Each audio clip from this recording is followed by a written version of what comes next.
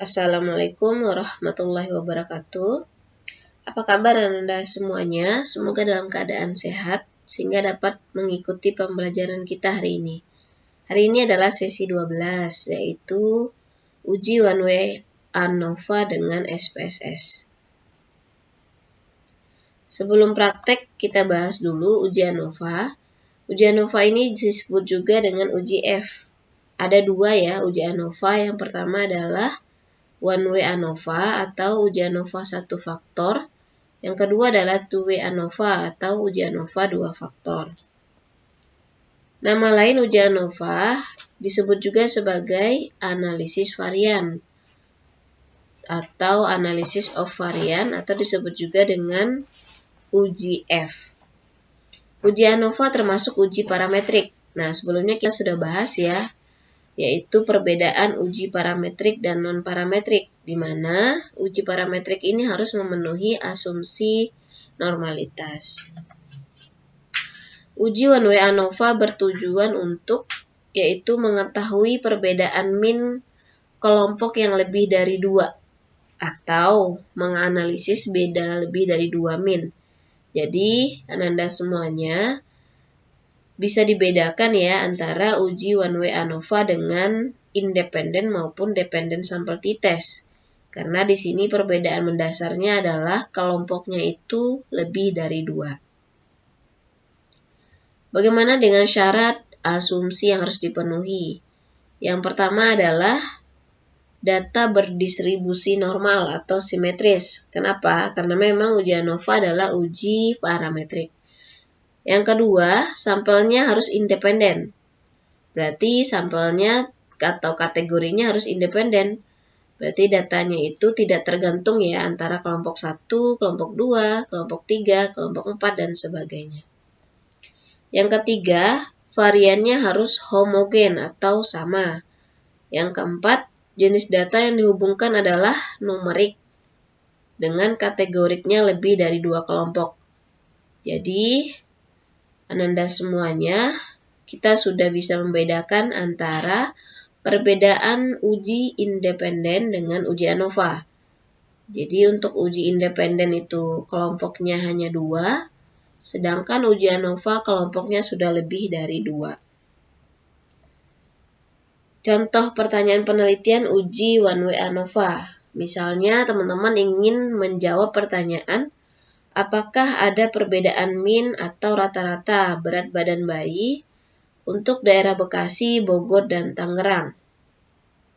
Nah, berarti variabel numeriknya adalah rata-rata berat badan bayi. Kemudian variabel kategorik lebih dari 2 kelompoknya adalah yaitu daerah Bekasi, Bogor, dan Tangerang. Atau yang kedua, apakah ada perbedaan rata-rata berat badan bayi dengan tingkat pendidikan ibu? Berarti variabel numeriknya adalah berat badan bayi dan variabel kategorik lebih dari 2 kelompoknya adalah tingkat pendidikan ibu. Atau apakah ada perbedaan rata-rata tekanan darah masyarakat dengan tingkat pendidikan? Berarti variabel numeriknya adalah tekanan darah dan variabel kategoriknya yang lebih dari 2 kelompok adalah tingkat pendidikan, yaitu ada SMP, SD, SMA, perguruan tinggi. Yang keempat, apakah ada perbedaan rata-rata kadar HB dengan tingkat pendidikan? Jadi ini yang numeriknya juga kadar HB. Dan kategorik lebih dari 2 kelompoknya adalah tingkat pendidikan. Yang kelima, apakah ada perbedaan rata-rata berat badan bayi dengan berat badan ibu? Nah, ini kan kalau secara sekilas teman-teman bisa lihat datanya numerik. Namun ternyata data numeriknya adalah rata-rata berat badan bayi. Sedangkan berat badan ibu di sini sudah dijadikan ke data kategorik. Itu kategori satunya adalah berat badan kecil sama dari 50. Kategori keduanya adalah berat badan ibu 51 sampai 60. Dan kategori ketiganya adalah berat badan ibu besar dari 60 kg. Nah, jadi jangan sampai salah ya. Jadi perlu dilihat dulu apakah memang datanya numerik tapi memang sudah dikelompokkan sehingga data tersebut menjadi data kategorik. Contoh di sini pertanyaan penelitiannya, Apakah ada perbedaan rata-rata HB dengan tingkat pendidikan ibu? Nah, bagaimana dengan hipotesis? Hipotesis nolnya di sini berarti tidak ada perbedaan rata-rata HB dengan pendidikan ibu. Sedangkan hipotesis A-nya adalah ada perbedaan rata-rata HB dengan tingkat pendidikan ibu. Bagaimana dengan keputusan uji statistik? Nah, untuk keputusan ini sebenarnya sama saja ya, baik independen, dependen, one way, atau nanti ada uji lainnya, yaitu standar kita adalah alfanya 0,05. Berarti jika P kecil sama dari alfa, maka keputusannya adalah H0 ditolak, atau disebut juga sebagai ada perbedaan atau ada hubungan. Yang kedua, bila nilai P-nya besar dari alfa, maka keputusannya adalah H0 gagal ditolak. Berarti bisa disimpulkan hasil ujinya tidak ada perbedaan atau tidak ada hubungan. Oke, kita akan praktek uji one way ANOVA.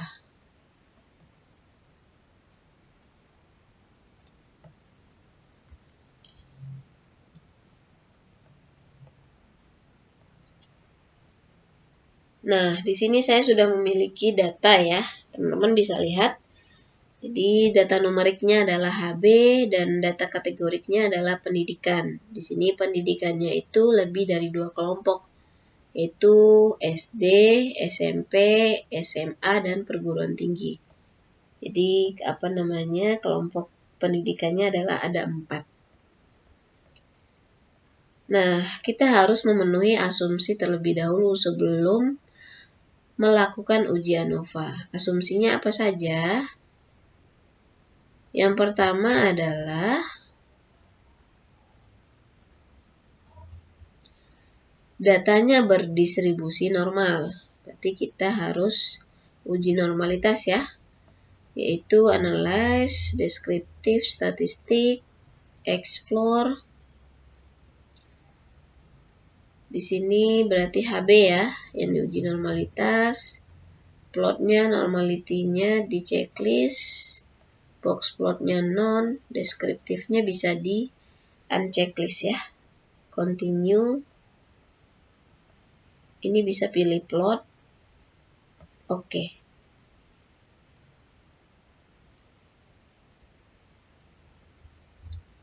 Nah, bisa terlihat ya. Kita lihatnya di tabel test of normality di bagian kolom Shapiro wheel. Kenapa? Karena memang sampel kita hanya 50 ya, berarti dianggap sedikit. Berarti kita lebih menggunakan p-value hasil Shapiro wheel, yaitu 0,138. Sehingga hasilnya p-value Shapiro wheel ini berarti besar dari 0,05. Sehingga data sudah dikatakan datanya berdistribusi normal. Nah, asumsi yang kedua adalah berarti kita sudah memenuhi ya asumsi yang pertama, yaitu datanya berdistribusi normal. Itu tadi ya dilihat dari kolom p-value dari Shapiro wheel, yaitu 0,138. Asumsi yang kedua adalah sampelnya independen. Jadi sudah jelas ya. Jadi kelompoknya bersifat independen. Jadi antara responden SD, SMP, SMA, dan perguruan tinggi itu bersifat independen. Selanjutnya varian homogen. Nah, ini nanti kita akan lakukan uji berbarengan dengan uji one way ANOVA. Yang keempat adalah jenis datanya numerik dan kategorinya lebih dari 2. Nah, ini sudah terpenuhi juga ya. Di mana numeriknya adalah HB dan kategori lebih dari 2-nya adalah pendidikan. Berarti kita sudah bisa melakukan uji one way ANOVA. Caranya, klik analyze. Di sini ambil compare mean, lalu di sini ada pilihan one way ANOVA. Nah, di sini teman-teman ada 2 kotak dialog ya, di mana dependen untuk data numerik dan faktor untuk data kategorik. Nah, berarti HB kita masukkan ke kotak dependent list dan pendidikan ke kotak faktor. Selanjutnya pilih option. Nah, di sini kita centang deskriptif dan centang homogeneity of variant test. Jadi nanti bisa ketahuan nih variannya berbeda atau tidak. Continue.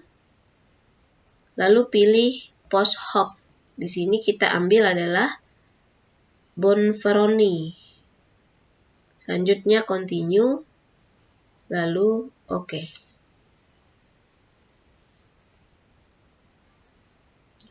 Nah, inilah output dari uji one way ANOVA. Ada 4 ya, ada 4 output.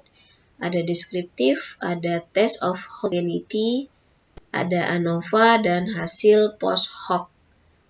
Nah, sebelumnya saya ingin memberitahu adalah ada disebut sebagai analisis lanjut. Jadi, kalau untuk pembelajaran menjawab perbedaan, kita sudah sampai ke apakah ada perbedaan atau tidak. Namun, bisa kita lakukan analisis lanjut, yaitu analisis lanjut seperti disebut dengan multi comparison atau post hoc.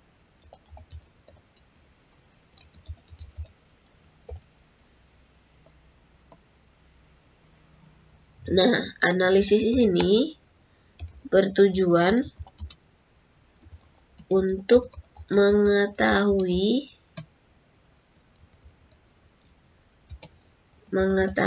lebih lanjut ya, kelompok mana saja yang berbeda bila hasil uji ANOVA menghasilkan ada perbedaan atau H0-nya ditolak. Nah, jadi ini ya teman-teman. Jadi kalau memang hasil uji ANOVA sudah disimpulkan ada perbedaan, berarti teman-teman bisa lanjut ke interpretasi untuk tabel post hoc-nya, yaitu bertujuan untuk melihat kelompok mana saja sih yang berbeda. Nah, untuk tabel post hoc kita bisa lihat di sini. Oke, bagaimana cara kita menarasikan atau menginterpretasi hasil uji one way ANOVA? Nah, caranya kita sajikan data seperti biasa ya. Bab hasil, perbedaan rata-rata HB dengan tingkat pendidikan. Distribusi rata-rata kadar HB menurut tingkat pendidikan.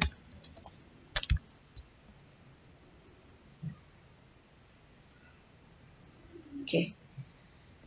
Nah, tadi tingkat pendidikannya di sini kita bisa sebutkan pendidikan. Terus kita masukkan nilai min-nya, nilai SD, nilai 95% CI, dan p-value.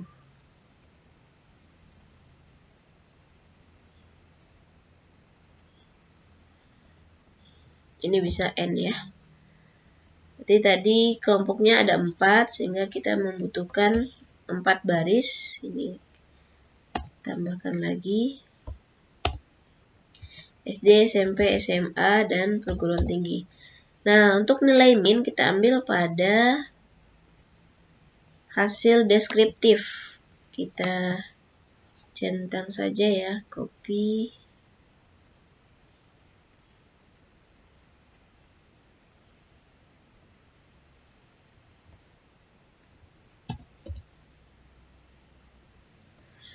Oke, nilai min-nya adalah 10,14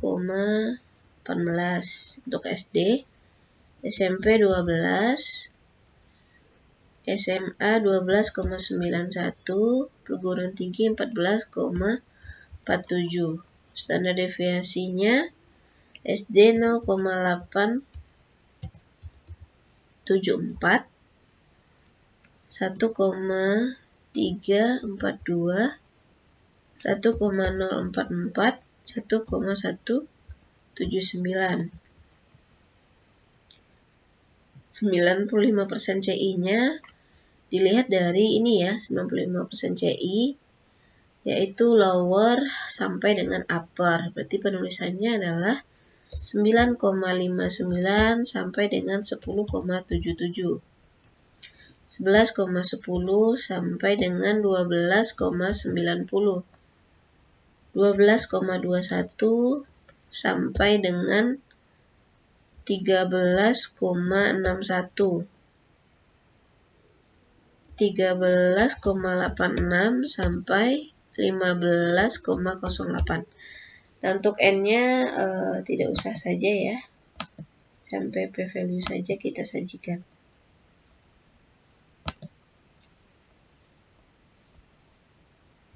Nah, berarti yang belum ada ini adalah p-value. Nah, kita lihat p-value-nya itu dari tabel ANOVA. Kembali ke output. Nah, di sini teman-teman bisa lihat p-value-nya adalah pada tabel ANOVA didapat p-value-nya itu 0,000. Berarti hasilnya kita masukkan di sini ya, 0,000. Berarti bisa disimpulkan ya, ini kita sudah bisa melakukan narasi. Sebelumnya narasinya seperti biasa ya, jadi tabel 5.4 menunjukkan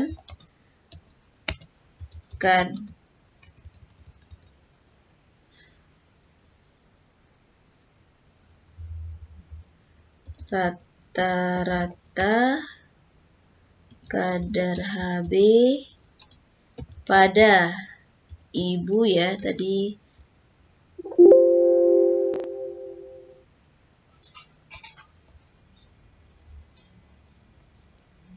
Nah, narasinya tabel 5.4 menunjukkan rata-rata kadar Hb pada ibu yang memiliki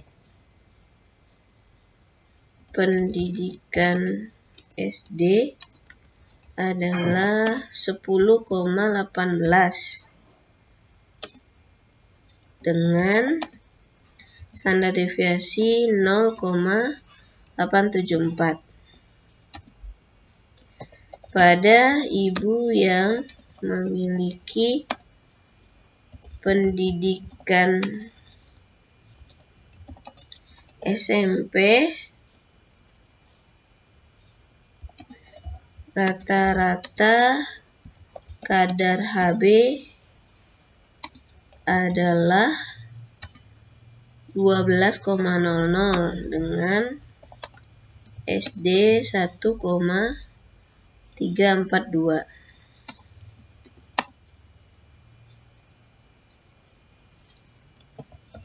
Pada ibu yang memiliki pendidikan SMA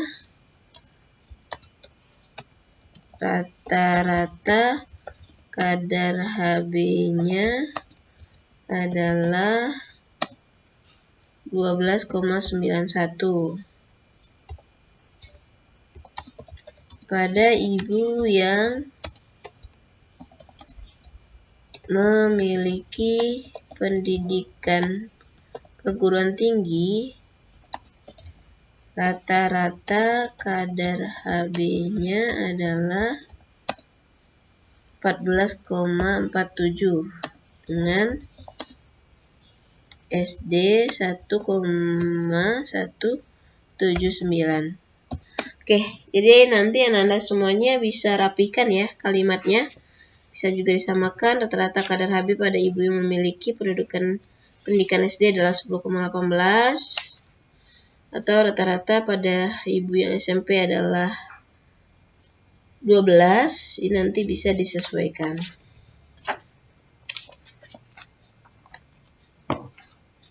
Nah, selanjutnya kita menarasikan hasil uji statistik. di hasil uji statistik didapatkan nilai p-value-nya itu adalah 0,000.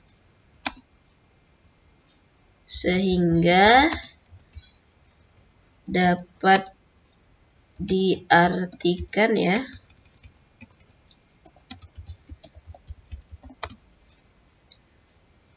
pada alfa 5% dapat disimpulkan ada perbedaan kadar Hb di antara keempat pendidikan ibu ya.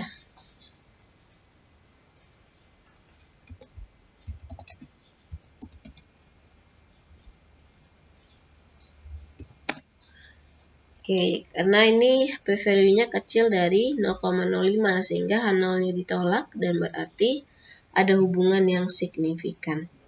Nah, selanjutnya tadi ya teman-teman, kita bisa melakukan interpretasi lebih lanjut yaitu melihat tabel post hoc. Nah, di sini teman-teman bisa lihat tabel post hoc di sini ya, ada multiple comparison, di mana kita bisa melihat kelompok mana saja sih yang sebenarnya berbeda. Jadi kalau yang tadi secara umum perbedaan keempat kelompok, kalau yang ini adalah tabel untuk menunjukkan perbedaan kelompok yang mana saja yang berbeda. Jadi ini bisa kita kecilkan dulu ya biar bisa kelihatan. Nah, jadi bisa kita lakukan analisis atau interpretasi lebih lanjut. Nah, jadi kalau untuk skripsi atau penelitian cukup sampai di sini ya. Jadi apakah ada perbedaan atau tidak. Namun kalau teman-teman ingin melanjutkan narasinya bisa dilihat pada tabel post hoc. Berarti ya narasinya adalah analisis lebih lanjut membuktikan bahwa kelompok yang berbeda secara signifikan adalah, nanti teman-teman lihat di hasil post hoc-nya. Kita lihat ya, yang berbeda itu adalah yang mana? Kita lihat satu persatu. Di sini SD dengan SMP. Kita lihat pada signifikannya, berarti 0,003. Berarti bisa dikatakan ada perbedaan yang signifikan. Berarti teman-teman bisa tambahkan adalah tingkat pendidikan SD dengan SMP. Selanjutnya SD dengan SMA juga menunjukkan p-value yang kecil dari 0,05. Berarti SD dengan SMA juga berbeda. Selanjutnya SD dengan perguruan tinggi. Kita bisa lihat di sini ya, hasilnya juga berbeda. Berarti SD dengan perguruan tinggi. Oke, selanjutnya SMP dengan SD. Nah, karena ini sudah sama, kita tidak perlu ulang lagi karena di sini kan kita sudah tuliskan SD dengan SMP. Itu maknanya sama dengan kebalikannya, yaitu SMP dengan SD, sehingga tidak perlu dituliskan. Terus SMP dengan SMA, ternyata tidak didapatkan hubungan, berarti tidak perlu kita narasikan. Terus SMP dengan PT, nah ini belum kita narasikan, kita bisa tambahkan, yaitu SMP dengan PT, perguruan tinggi. Selanjutnya kita lihat lagi SMA dengan SD. Nah, ini kan sudah dinarasikan di awal, berarti tidak perlu. SMA dengan SMP tidak ada hubungan ya. SMA dengan perguruan tinggi ada. Berarti kita tambahkan SMA dengan PT Selanjutnya PT dengan SD. Ini sudah kita tuliskan ya di sini, yaitu SD dengan PT. Terus PT dengan SMP, kita sudah tuliskan juga ya, yaitu SMP dengan PT. PT dengan SMA juga berhubungan, kita juga sudah tuliskan.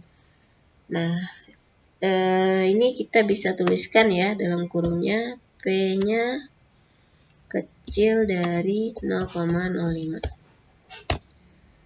Oke, itu ya Anda semuanya. Bagaimana cara kita menyajikan hasil uji one way ANOVA. Nah, nanti ini dirapikan saja. Nah, Anda semuanya bisa mengerjakan tugas ya, sesuai dengan tugas yang diberikan. Oke, saya rasa cukup. Saya sudahi ya. Alhamdulillahirrahmanirrahim. Assalamualaikum warahmatullahi wabarakatuh.